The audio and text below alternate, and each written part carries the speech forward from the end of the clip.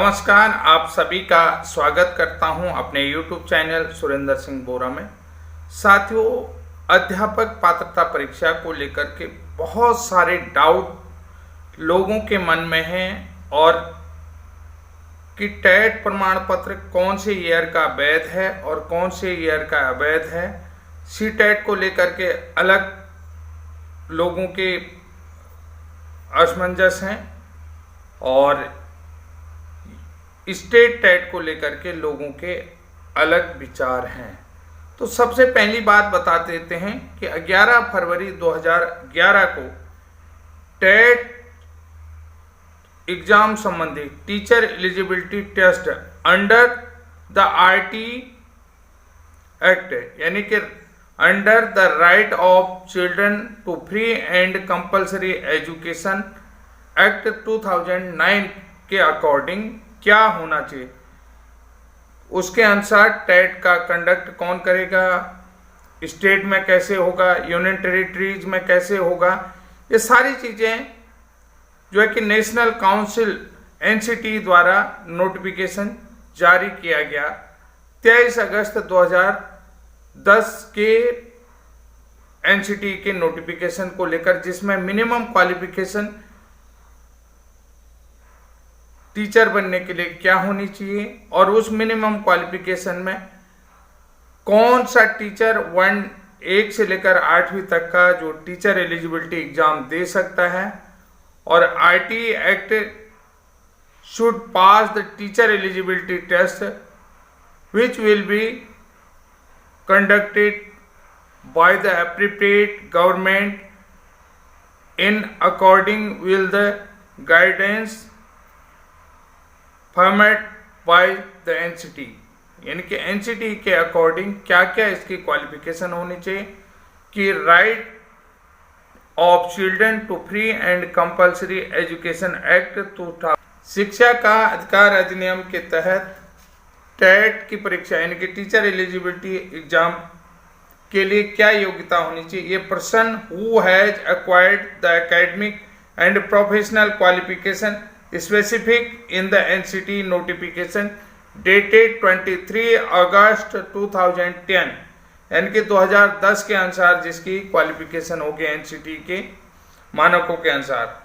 वो लोग जो है कि टेट का एग्जाम दे सकते हैं। ये पर्सन हु इज परचेजिंग यानी कि pursuing any of teacher education courses recognise NCT और RCI as the case may be specified in the NCT notification dated 23 August 2010 यानी कि 23 अगस्त 2010 के अनुसार अगर कोई व्यक्ति जो है कि अपियरिंग यानी परच्यूइंग कर रहा है टीचर एलिजिबल जो टीचर कोर्स कर रहा है, तो वो लोग भी इसमें एग्जाम में बैठ सकते हैं। The teacher eligibility conduct for appearing in TET may be relaxation as respect of a state union territories which has been granted relaxation under subsection 2 of section 23 of the RT Act. The relaxation will be specific in the notification issued by the central government under the subsection। यानी कि जो relaxation 23(2) के तहत है वो लोग भी इस परीक्षा में बैठ सकते हैं। यानी कि ये जो है कि किसका नोटिफिकेशन था, 23 अगस्त 2010 के एनसीटी के नोटिफिकेशन के आधार पर अध्यापक पात्रता परीक्षा का जो नोटिफिकेशन है वो है। इसमें अध्यापक पात्रता परीक्षा के लिए क्या क्या rule and criteria regulation eligibility criteria क्या क्या रखा गया है, ये सारी चीज़ें आपने देख लिया है। अब बात करते हैं साथियों टीईटी 2013 के नोटिफिकेशन को, जो एनसीटी ने 2013 का टेट एग्जाम का नोटिफिकेशन दिया। उसमें क्या लिखा है कि उसमें सिर्फ यह है कि टीईटी की जो समय अवधि है उस पर विस्तार किया जाए, यानी कि समय अवधि बढ़ाने के लिए 2013 में जो है कि टेट एनसीटी ने टेट के लिए संशोधन की डिमांड करी। एनसीटी ने जो नोटिफिकेशन दिया वो टेट की समय अवधि बढ़ाने की, जिसमें सीबीएसई और कर्नाटक सरकार सहित अन्यों ने की तरफ से सुझाव प्राप्त हुए थे सीबीएसई को।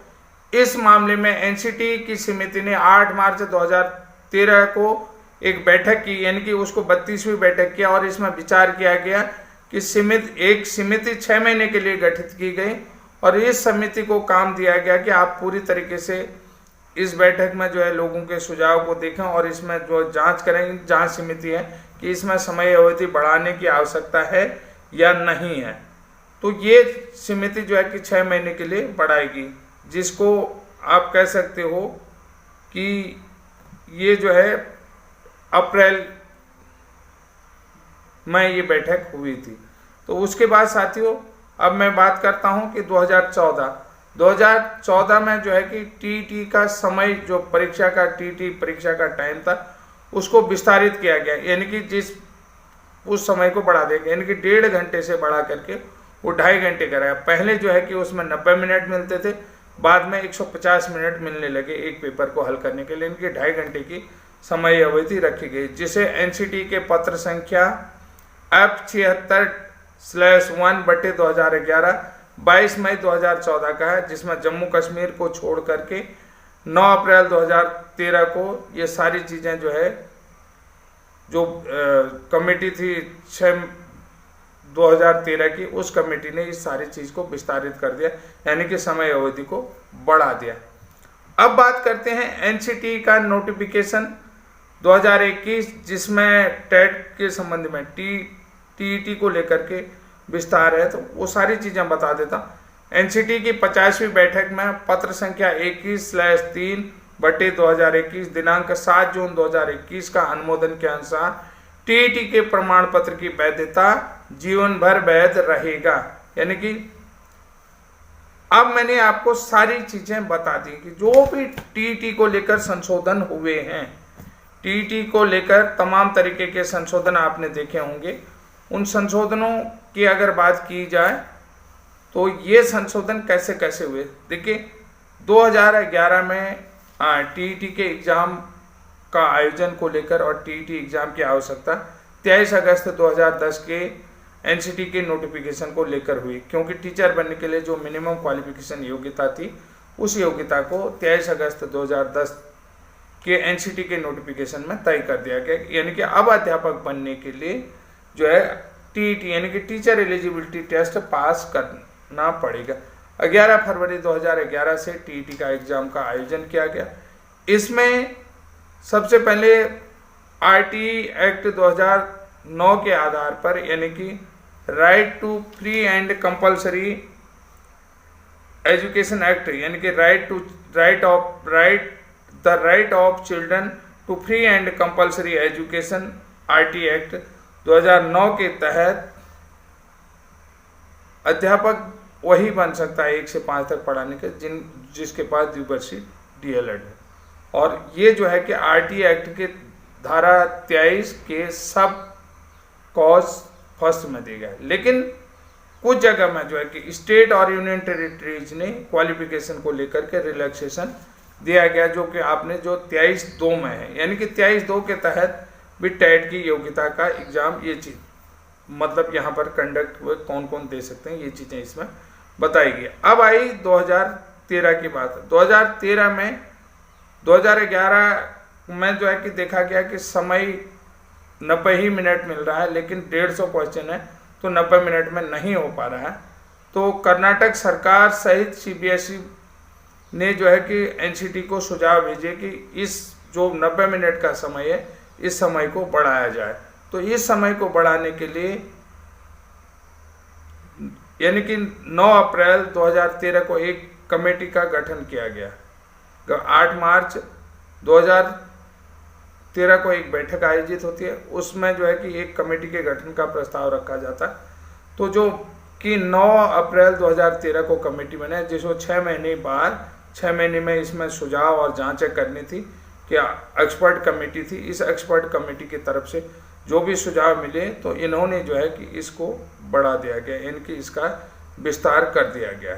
22 मई 2014 को ये जो समय 90 मिनट था, ये अब 150 मिनट कर दिया गया टेट के लिए। 2014 के एनसीटी के रेगुलेशन में टीईटी की समय अवधि को बढ़ाया गया।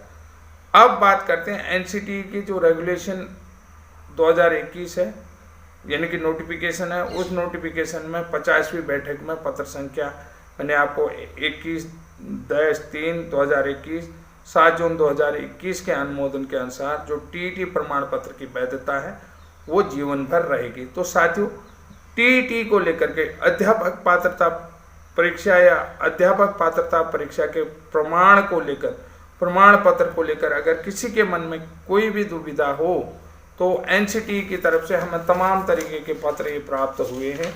ये हमने जो है कि गवर्नेंस लगाई थी हमारे साथी की तरफ से, ये हमें ये पत्र मिल चुके हैं। तो आप समझ सकते हैं, कोई भी व्यक्ति ये नहीं कह सकता है कि यानी कि जिस भी ईयर का परीक्षा प्रमाण पत्र है एनसीटी की तरफ से सारे नोटिफिकेशन हमें मिले, 2-3 एक उधर रखे हुए हैं। तो यानी कि टीईटी का प्रमाण पत्र होना 1 से 5 तक पढ़ाने के लिए व्यक्ति को लाइसेंस दे देता है। ये जो है कि सेल्फ लाइसेंस, यानी कि सेल्फ ही वो व्याख्या कर देता है। टीईटी पास करना 1 से 5 तक पढ़ाने के लिए व्यक्ति को लाइसेंस देना कह दिया है। तो साथियों, अब किसी भी प्रकार का डाउट नहीं रहना चाहिए। आज के बाद टीईटी को लेकर के कोई भी डाउट व्यक्ति नहीं कर सकता है। यहाँ पर मैं चाहता हूँ कि जो भी मैंने वीडियो में बताया सभी लोग इसको बेहतर ढंग से समझ गए होंगे और जो भी लोगों के डाउट होंगे वो क्लियर हो गए होंगे। तो साथियों, आज के लिए इतना ही। तब तक के लिए जय हिंद, जय उत्तराखंड।